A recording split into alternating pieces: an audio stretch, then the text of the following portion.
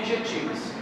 A aula passada eu tinha encarecidamente solicitado a todos vocês que fizessem uma leitura do que seriam as objetivas, com a finalidade, com a função. E normalmente, quando se fala de objetivo, nós estamos falando da alma da fotografia. É a objetiva que vai dar a qualidade necessária que a gente precisa. Nós conversávamos em outros estudos anteriores a respeito da vantagem de se ter uma boa objetiva, que não importava tanto eu ter o corpo de máquina. Lembra dos corpos que a gente estava falando? O corpo da máquina, as partes da máquina. Quais são as partes da máquina? Eu falei aula passada, vamos lá. Corpo, flash, que fica em cima da sapata, e a objetiva. Por que a gente talvez erroneamente chamamos lente de objetiva? Objetiva e lente é o mesmo nome? É um nome legal de chamar? Vamos entender assim da seguinte forma: a lente ou a sequência de lentes, elas vão estar dispostas dentro da objetiva. Então, dentro da objetiva existe um conjunto de lentes. A imagem é processada dentro da lente seguindo aqueles critérios ou seguindo aquele desenho esquemático que a gente mostrou na aula. Dentro da objetiva existe um diafragma parecido com os nossos olhos. Se você olhar no olho do colega, dá uma olhada aí. Se eu pedir para alguém desligar a luz, vai lá, rapidola, vai, alguém desliga a luz ali. E eu quero que você fique de olho na pupila do seu colega. Fique de olho na pupila dele. Desliga tudo, vai, desliga tudo. Olha só. Se você olhar com bastante acuidade o olho dele, liga de novo. Pode ligar de novo. Liga de novo a luz, vai. O que vai acontecer? A pupila do olho, ó. O que acontece? Quando eu tenho, olha só, preste atenção. Quando eu tenho bastante luz, o que a pupila de vocês fazem? Claro, para absorver mais luz. Ao contrário, para absorver menos. A pupila do olho é fotossensível, é? Não, na verdade nós temos um sensor lá atrás que é a retina, que é o olho. E o que ocorre? Quando eu tenho excesso de luz, o diafragma trata de fechar. Quando eu tenho excesso de luz, o que acontece? Ele fecha. Quando eu tenho pouca luz, ela abre. E basicamente, quando isso acontece, a gente sente como se fosse um desconforto nos olhos. Quer um exemplo? Olha para o relógio. Agora, olha lá para o fundo da sala. Vocês observam que demora um certo tempo para ocorrer o foco? Sim ou não? É basicamente isso que acontece. Desliga das luzes para mim, por favor. A abertura, que é o dispositivo que tem, o diafragma que tem dentro da objetiva, ela controla justamente isso aqui, ó, a profundidade de campo. Em que consiste a profundidade de campo? Consiste em determinar o foco daquilo que está perto e daquilo que está longe. Entende? Então, se eu tiver, eu quero foco só no que está aqui na frente, como é que eu faço? O meu diafragma tem que estar bem aberto ou tem que estar bem fechado? Em próximas aulas, nós vamos focar, detalhar um pouco mais a respeito disso. Nós precisamos compreender hoje que a responsabilidade da abertura consiste em me dar uma profundidade de campo. Se eu quero deixar nítido os objetos que estão na frente e lá que está no final da sala, tudo quer deixar tudo nítido, eu normalmente preciso usar o diafragma bem fechado, que aí eu consigo focar tudo que está na sala. Quando eu quero focar apenas aquilo que está na minha frente e desfocar o fundo, lembra da colega que queria desfocar uma fotografia do fundo? Eu preciso usar o meu diafragma bem aberto. Quando eu uso o diafragma bem aberto, acontece aquilo que está no relógio. Quando você olha no relógio de pertinho, tudo que está ao redor fica desfocado. Então, esse é o papel do diafragma. Então, a abertura é um dos itens que nós vamos mexer no equipamento. Distância focal. Em que consiste a distância focal? Além de fornecer qualidade de imagem, a objetiva ela vai desempenhar outras funções. Então, a objetiva não tem um papel simplesmente dar para trazer uma qualidade da imagem. Não. Mas existe um processo que nós chamamos de distância focal. E o que seria a distância focal? Infelizmente, ninguém vai discutir aqui assuntos pertinentes à física, né? Porque é uma definição da física, é que ela representa a distância entre o centro óptico de uma dada delgada lente, né, e os seus pontos de foco. Não vou focar muito bem nisso, mas vamos entender o seguinte. Todo mundo coloca o dedo assim na frente, vai. tampa um dos olhos. Olha na ponta do seu dedo, vai. Agora eu quero que você vá aproximando isso para perto de você. Vai, aproxima, aproxima, aproxima, aproxima. Mais, vai, aproxima. Parece que o seu dedo está ficando pequeno, não é? Mas não. Vai chegar um momento que o dedo vai desfocar, não vai? Sim ou não? Aconteceu com vocês isso ou só aconteceu comigo? Aconteceu com vocês? Se isso aconteceu, isso quer dizer que existe um ponto ideal ou um ponto mínimo para acontecer o foco. Então, quando você vai manusear uma câmera fotográfica, você precisa observar exatamente o ponto ideal para que aquilo que você quer fotografar fique nítido. Entenderam, gente? Então, façam isso em casa. Fechem os olhos, coloca o dedo e vem aproximando. Se você chegar muito perto, fica desfocado. Você começa a focar o que está lá atrás. Se você voltar um pouquinho, você volta a focar o olho e desfoca o fundo. É assim que os equipamentos fotográficos funcionam. E quem faz isso? O diafragma. E cada lente tem uma distância focal específica. A distância focal, ela interessa a fotografia, por quê? Ela permite a gente ter um ângulo de visão. Por exemplo, está ali o meu amigo Adão. Adão, você acha que o cara que vai fazer a fotografia de um gol, que está lá do outro lado da trave, você está aqui do lado do campo, como é que aquele cara consegue fazer uma fotografia do outro lado do campo, ele está distante e consegue fotografar o momento ideal do gol? Será que ele vai usar a mesma lente que nós usamos nos celulares? De maneira alguma. Aí nós vamos ter vários tipos de lentes, ou, a gente já aprendeu que nós vamos chamar de mais de lentes. Como é que a gente vai chamar? Objetivo. Cada objetivo, galera, vai ter um ângulo de visão diferente. Isso quer dizer que à medida que eu em milímetros, por exemplo, eu tenho uma lente de 20 milímetros, o meu ângulo de visão vai ser bem grande. À medida que eu vou tendo uma lente de 100, 150, 200, 300 milímetros, o meu ângulo de visão vai diminuindo. Isso quer dizer que existem lentes zoom ou telezoom, tem tipos de lentes, que vai fazer com que eu consiga fotografar longas distâncias. E vão existir lentes que eu vou fotografar no horizonte. Como é que chama essa lente? Olho de peixe ou grande angular. Então vão existir lentes para diversas situações. Tudo bem? Com relação à distância focal, nós temos que nos ater a alguns termos. O ângulo de visão, quando a distância focal ela é curta, inclui um ângulo de visão maior. Quer dizer que se eu tenho uma lente de 20 milímetros, que é uma distância focal específica, o meu ângulo de visão é grande. Se eu tenho uma lente de 300 milímetros, o meu ângulo de visão é reduzido, pequeno. E a gente entende que para cada tipo de objetivo, eu tenho uma função específica para essa lente, para esse objetivo. Tudo bem? Olha aqui, ó. Desliga a luz mais um pouquinho, pode ser?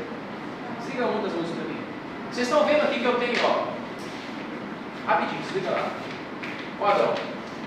Imagina aqui, pode desligar. Desliga mais. Eu tenho aqui, ó, uma lente de 20, de 30, de 15, né? Tenho 15, 20, 30 e 100 milímetros. Observem que eu sempre vou estar na mesma distância das pessoas que estão sendo fotografadas. Mas se você observar, na macro 100 ou na lente 100, mesmo estando na mesma distância, eu tenho enquadramentos diferentes. Quando eu tenho uma lente de 20 milímetros, o ângulo dela é grande, não é? Então eu consigo focar o casal e tudo que está ao redor. Quando eu tenho um objetivo de 100 milímetros, a tendência é o ângulo fechar e eu conseguir focar apenas o casal. Ficou entendido isso, sim ou não? Sim. Posso ir adiante? Esses aqui são os diferentes tipos de objetivo. Ó, eu tenho as teleobjetivas, tenho as zooms e tenho objetivas específicas para diversas finalidades. Quais são as DIUs odontológicas? Vamos lá, vamos chegar lá. As DIUs odontológicas, vou focar, vou mostrar aqui umas. Olha lá. Nós temos a normal, os tipos grande angular, meia teleobjetivas, as objetivas zoom e as macro. Qual a que nós vamos utilizar na área odontológica? Nós vamos usar as objetivas do tipo macro, porque são objetivas do tipo fixa, eu acredito que talvez vocês leram alguma coisa a respeito, e as objetivas elas vão ter características de poucas distorções. Toda objetiva fixa, ela vai ter pouca distorção. Por exemplo, vamos focar para a gente finalizar esse assunto, quais são os tipos e as indicações da objetiva para a área odontológica. Vamos lá. Oliveira Bergel, em 2002, fala que o equipamento fotográfico para odontológico tem que ser específico. Então tem que ter um corpo muito caro? Sim ou não? Não. Lembra que a aula passada eu dei R$9 mil para o colega comprar uma máquina, ele comprou e não fez foto nenhuma? Foi ou não foi? Então, refazendo esse orçamento hoje, ele vai gastar com o quê? Ele tem que gastar com flash e com uma objetiva. Quais são as características que a minha objetiva tem que ter? Ela tem que ser uma macro 100 milímetros. Se for Nikon, tem que ser da Nikon. Se for Canon, da Canon. Ou se você tiver uma marca diferente, tem que ser daquela marca. Então isso quer dizer que o equipamento precisa ter acessórios compatíveis para ele funcionar. Aqui ó, o flash. Esse tipo de flash nós chamamos de flash circular. Esse tipo de flash é usado para toda e qualquer circunstância da área odontológica. Seja em cirurgias, seja na parte periodontal, seja na parte protética. Eu diria que esse tipo de flash seria um flash civilino. O que seria o flash civilino? Seria um flash para toda e qualquer situação atípica. Tudo bem? Então assim, o corpo, eu falava na aula passada, não há necessidade de a gente focar muito nisso, mas eu falava que o corpo ele precisa ter algumas características. Estrela, em 2005, é um autor, ele cita que esse equipamento ele precisa ter pelo menos 5 megapixels, né? E precisa ter um monitor grande de LCD para que você consiga visualizar imediatamente a foto que você fez. Em suma, o corpo não precisa ser um corpo muito caro, não precisa gastar R$9 mil por corpo. Concorda comigo? Aqui nessa situação eu tenho o que? O flash. O flash, esses autores falam que eles precisam ter a característica de um flash ideal para a odontológica. Precisam ter pelo menos 3 lâmpadas, né? Uma superior e 2 laterais. Normalmente tem uma lâmpada aqui embaixo e 2, que é o que normalmente nós vamos utilizar nos laboratórios. Tá?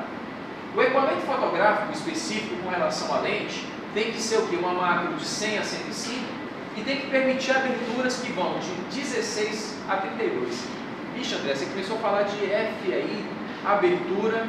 Nós vamos focar isso na próxima aula, e vocês vão ver também um pouquinho mais a respeito. Como que a gente pode dosar, como que a gente pode quantificar a abertura. Isso aí é uma dica que eu dou para vocês fazerem uma leitura nos estudos independentes. Então, via de regra, as lentes precisam ter, ou as objetivas, precisam ter essas características aqui.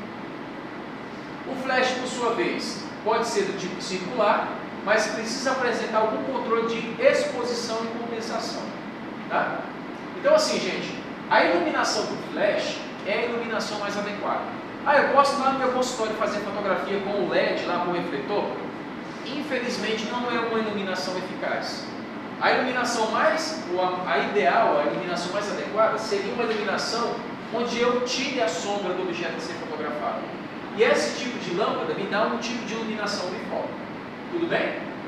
Então assim, ó, a iluminação adequada, ela tem que possibilitar fotos mais estéticas, vai gerar uma série de grandes fatores. Para a gente finalizar essa etapa, eu gostaria de uma certa forma, fazer a seguinte pergunta. O excesso de iluminação, nessa situação aqui, ó, eu tenho outro tipo de flash. Que flash é esse? É um flash circular? Não. Esse aqui é um flash que nós chamamos de R1C1. Esse tipo de flash é utilizado para quem quer trabalhar com prótese, quem quer trabalhar com laboratórios de prótese. É um flash que exige um pouco mais de conhecimento técnico-científico para poder usar. Ele exige uma certa habilidade por parte de quem vai utilizar para fazer fotos. É um tipo de flash que não é usado para todas as áreas odontológicas. E normalmente quem tenta utilizar tem um certo trabalho para trabalhar com ele. Tá? Então, qual é o seu perfil? Hoje a pergunta que eu faço é essa. Quando a gente vai comprar um equipamento, normalmente a gente seleciona a marca comercial, é ou não é?